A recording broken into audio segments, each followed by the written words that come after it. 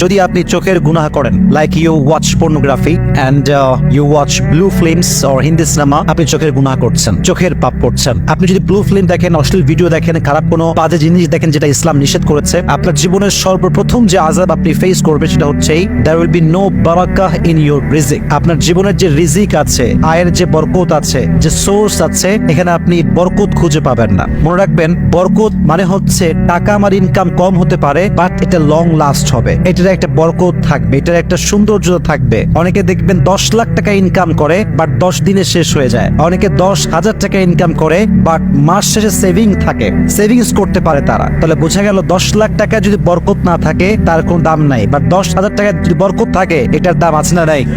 বরকত এটা হচ্ছে it's like a blessing in your life. আমাদের জীবনে বরকতটা হচ্ছে একটা নিয়ামত। আর হাদিসে এসেছে ইযা কুনতা ফি নিয়ামাতিন, যখন তুমি কোনো নিয়ামতে আছো, আল্লাহ তোমায় কোনো নিয়ামত দিয়েছে, এটার কদর তুমি করতে শেখো। যদি তুমি গুনাহ করতে থাকো, মাথায় রেখো ফাইন্না যুনুব তাজিলুন নিয়াম, তোমার জীবনের গুনাহ অন্যায় তোমাকে সমস্ত নিয়ামত থেকে দূরে সরিয়ে দিবে। তাহলে চোখের গুনাহ হচ্ছে একটা অন্যায়, আর রিজিক হচ্ছে একটা নিয়ামত। যে অন্যায় করে, গুনাহ করে, তার নিয়ামত আল্লাহ তাআলা ছিনিয়ে নেয়, কেড়ে নেয়। 2 নাম্বার, কোন বান্দা যদি চোখের অন্যায় করে, তার 2 নাম্বার আযাব হচ্ছে তার জীবনে ভালো কাজে কোনো বরকত থাকবে না, ভালো কাজে কোনো মন থাকবে না, কোনো ইন্টারেস্ট থাকবে না। কাজ করবে ভালো, বাট কোনো ইন্টারেস্ট থাকবে না। এটা একটু ভালো করে বোঝাবার ট্রাই করি। ইন্টারেস্ট বলতে শান্তি, ভালো কাজে একটা মানসিক শান্তি আছে না নাই?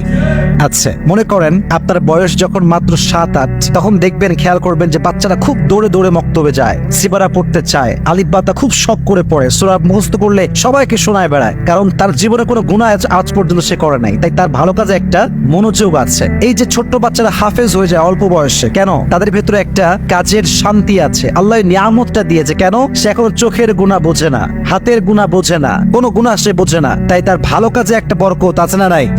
আর একটা কথা মাথায় রাখবেন, যখন আপনি চোখের গুনাহ করতে থাকেন, আপনার ভালো কাজে মনোযোগ বা ইন্টারেস্ট কেন থাকে না? এর কারণটা হচ্ছে এই, মাথায় রাখবেন, যে ব্যক্তি হারাম কাজ করতেই থাকে, একটা পর্যায়ে গিয়ে তার হৃদয়টা শক্ত হয়ে যায়, ফলে তার কাছে গুনাহ আর গুনাহ মনে হয় না। গুনাহ করে, বাট গুনাহ করে যে একটা রিয়েলাইজেশন আছে, একটা অনুধাবন আছে, এটা আর থাকে না, ফলে তার অন্তরটা শক্ত হয়ে যায়। আর যার অন্তর শক্ত হয়ে যায়, তার ভালো কাজে কোনো ইন্টারেস্ট থাকতে পারে।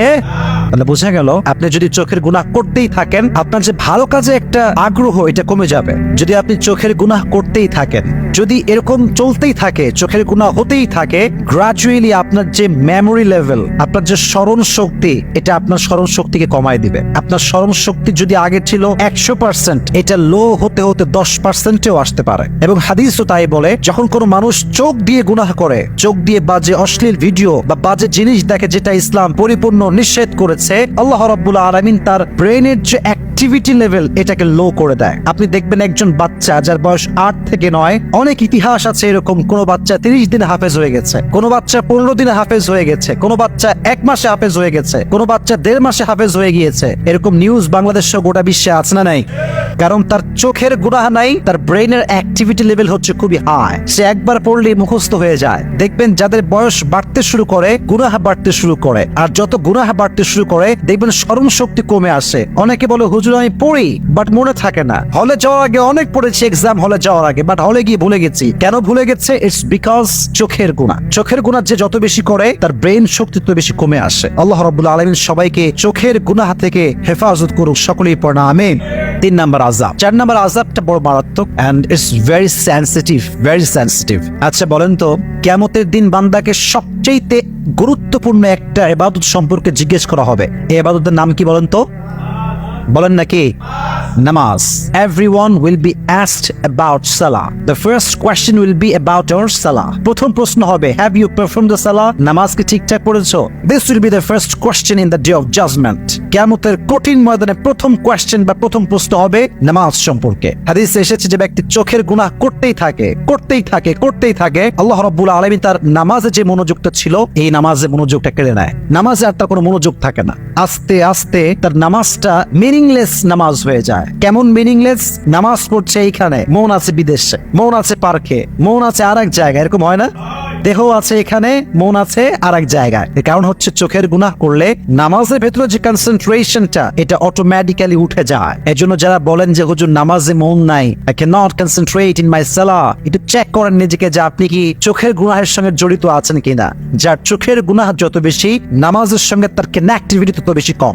5 নম্বরটা হচ্ছে সবচেয়ে বড় মারাত্মক। 4টা বলেছি, অবশ্যই এটা ক্ষতিকর, অনেক বড় আযাব। 5 নম্বরটা আরো বিশাল বিশাল বড় আযাব।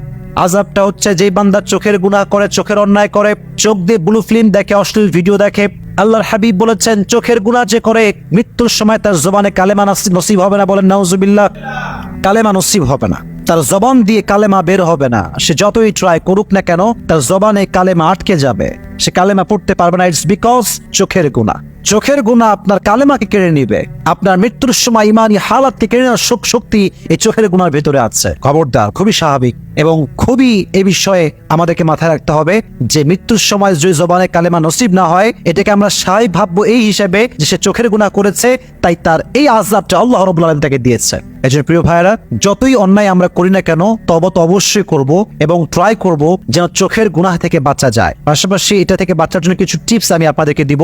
যদি আপনার ফেসবুকে কানেক্টিভিটি খুব বেশি থাকে, চেষ্টা করবেন যত বাজে অ্যাড আছে এগুলোকে বন্ধ করা যায় কেমন করে। 1 নাম্বার। 2 নাম্বার হচ্ছে কোনো সিনেমার কোনো পেজ বা সং এর কোনো পেজ বা অশ্লীল ভিডিও আপ দেয় এরকম কোনো পেজে লাইক দেওয়া যাবে না, কমেন্ট করা যাবে না, ফলো করাও যত বেশি পারেন ভালো ভালো পেজে লাইক দিবেন, কমেন্ট করবেন, ফলো দিয়ে রাখবেন। এতে করে আপনার সামনে বারবার ভালো ভালো ভিডিও শো করবে এবং আপনি নিজের নফসকে কন্ট্রোল করতে পারবেন। আর সবচেয়ে বড় মারাত্মক বিষয়টা হচ্ছে যখন আপনি একটা চ্যানেল সাবস্ক্রাইব করছেন যেটাতে সবসময় নগণ্য ভিডিও আপলোড হয়, ওটার নোটিফিকেশন যখন আপনার কাছে আসবে, অ্যাজ এ মুসলিম অথবা as a normal man, you will not able to control yourself from this video. কারণ হচ্ছে মানুষ তো মানুষ মাত্রই ভুল।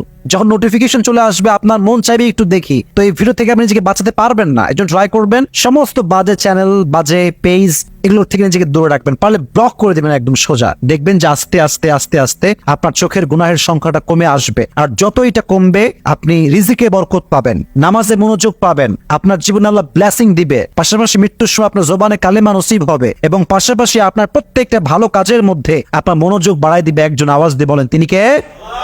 তাহলে আমরা 5টা আযাব জেনেছি, আমরা রিপিট করছি, দেন আমরা শেষ করব।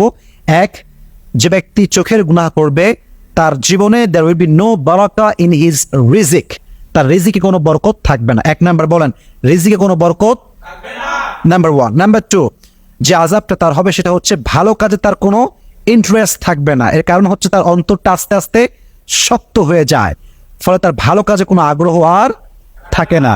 3 নাম্বার হচ্ছে তার স্মরণ শক্তি কমে আসে, দিন দিন তার স্মরণ শক্তি যা ছিল এটা পার্সেন্টেজ কমে যায়।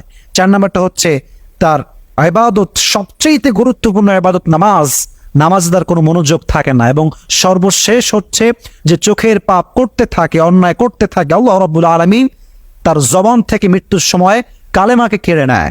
আল্লাহ রাব্বুল আলামিন সবাইকে এই চোখের গুনাহ থেকে হেফাজত করুক, সকলেই পড়ে আমিন।